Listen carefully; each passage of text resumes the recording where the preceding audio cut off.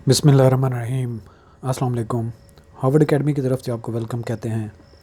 आज के इस सेशन में जो हम नया एक कोर्स ऑफ़र करने जा रहे हैं वो CSS PMS federal public service commission NTS के मुख्तलिफ एग्ज़ाम्स के लिए इक्वली इम्पॉर्टेंट है और ज़बरदस्त किस्म का कोर्स है और मुश्किल भी ऐसा है कि अक्सर एस्पिरेंट्स इसी में ही लैग करते हैं और अल्टीमेटली फ़ेल भी होते हैं। मेरिट में ना आने की सबसे बड़ी वजह ये है कि इंग्लिश वोकेबलरी का कोर्स जो हम ऑफ़र करने जा रहे हैं, अगर ये कर लिया जाए तो बहुत सारे एग्ज़ाम्स में आपकी इंग्लिश में एक तो स्ट्रेंथ बन जाती है। दूसरे नंबर पे CSS PMS में देखें या फर्दर देखें जो 17 ग्रेड के FPSC के एग्ज़ाम्स होते हैं उनमें जो वोकेबलरी का यूज़ होता है वो इतनी मुश्किल होती है कि जिसको हम हैंडल करना मुश्किल होता है। अगर उसमें से 5 सिनोनिम्स होते हैं, 5 एंटोनिम्स होते हैं, 10 में से तकरीबन 2-3 लोगों के ठीक होते हैं।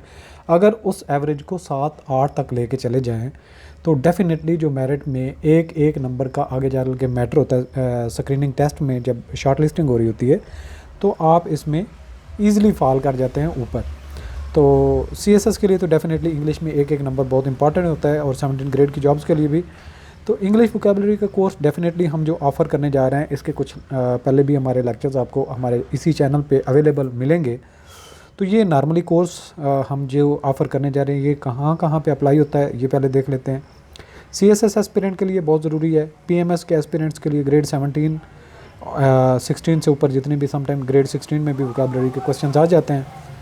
इसके अलावा जो ऑफिस में वर्क करने वाले ऑफिसर्स हैं या फिर स्टाफ में कोई भी जिन्होंने क्रॉसपॉन्डेंस करनी होती है, लिखना होता है, उनको वोकेबलरी पे ग्रिप होना लाजमी होता है। इसके अलावा इंग्लिश के जो लर्नर्स हैं, ग्रेजुएट्स जो हैं, बैचलर डिग्री कर रहे हैं, मास्टर लेवल के जो स्टूडेंट्स हैं या फिर MPhil PhD के जो स्टूडेंट्स हैं, उनको भी जब राइट अप करना पड़ता है, थीसिस लिखना पड़ता है तो इंग्लिश का बहुत प्रॉब्लम होता है। तो वोकेबलरी वहाँ पे भी अच्छी अगर हो तो आप उसको अच्छे तरीके से टैकल कर सकते हैं अपने वर्क को, थीसिस को, पेपर को।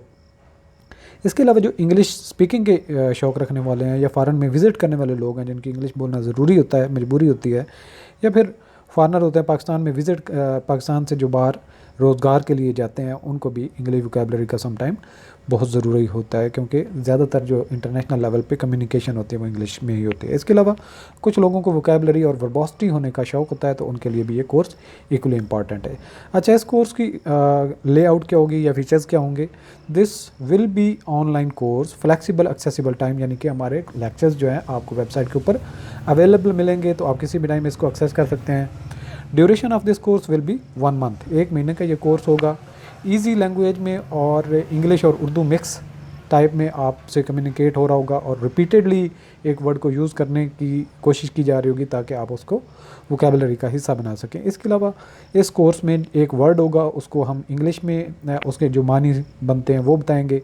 वर्ड के उर्दू में मानी क्या है, उस वर्ड को कैसे प्रोनाउंस करना है, उसके सिनोनिम्स क्या हैं, उसकी पिक्चर के साथ कैसे एक्सप्लेन किया जा सकता है और इस वर्ड को सेंटेंसेस में कैसे यूज़ किया जा सकता है, तो ये सारी चीज़ें इसमें कवर होंगे। अच्छा, इसके आगे अगर हम बात करें फ़ी और इसके प्रोसीजर क्या है, कैसे आप इसको ज्वाइन कर सकते हैं ये course. This course be as only registration fees, ये हम प्रमोशन लेवल पे, ताकि जो हम मुख्तलिफ कोर्सेज ऑफर कर रहे होते हैं, कुछ एस्पिरेंट को समझ नहीं आती कि हमारे पढ़ाने का तरीक़ाकार क्या होता है, कैसे हम पढ़ सकते हैं। तो उस बेसिस पे नॉर्मली आपके पास अगर कोई भी एग्ज़ाम नहीं चल रहा, कहीं पे भी अप्लाई नहीं किया हुआ, तो आपके पास लाजमी तौर पे इंग्लिश लर्निंग कोर्स या फिर इंग्लिश वोकेबलरी में से एक तो आपकी बास्केट में होना चाहिए ताकि आप उसकी कंटिन्यूस लर्निंग के प्रोसेस को लेके चलते रहें।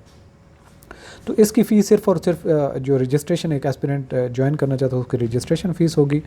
और बाकी इसका पर्पज़ क्या है कि जो हमारे जो हम एफ़र्ट कर रहे होते हैं उसको आप कैसे उससे फ़ायदा उठा सकते हैं। ये प्रमोशन लेवल पे और लर्निंग सिस्टम तो डेफिनेटली इंग्लिश जो एक लोगों का कॉमन प्रॉब्लम है उसको ईज़ी करना मेन मकसद है। तो इस कोर्स को आप कैसे एक्सेस कर सकते हैं, ये कोर्स अवेलेबल होगा www.harvardacademy.com पे। बाकी आप इस कोर्स को अगर वाकई एक्सेस करना चाहते हैं, ज्वाइन करना चाहते हैं, तो आप हमें व्हाट्सएप करके इसका तरीक़ेकार और जो डिटेल में प्रोसीजर है वो भी पूछ सकते हैं। तो हार्वर्ड एकेडमी की तरफ से ये कोर्स है, आप इसको ज़्यादा से ज़्यादा दूसरे लोगों से भी शेयर करें जिनको इंग्लिश का इशू होता है, या जो CSS के एस्पिरेंट्स हैं, या जो आपके दोस्त हैं जिनको इंग्लिश वोकेबलरी में मसला आता है, इंग्लिश लर्निंग में इशू है, तो आप उनसे ज़रूर सजेस्ट करें। www.harvardacademy.com और व्हाट्सएप हमारा नंबर गिवन है ताकि आप इस कोर्स को ईज़िली ज्वाइन करने के बाद, लर्निंग के बाद अपने एग्ज़ाम में मेरिट पे आ सकें।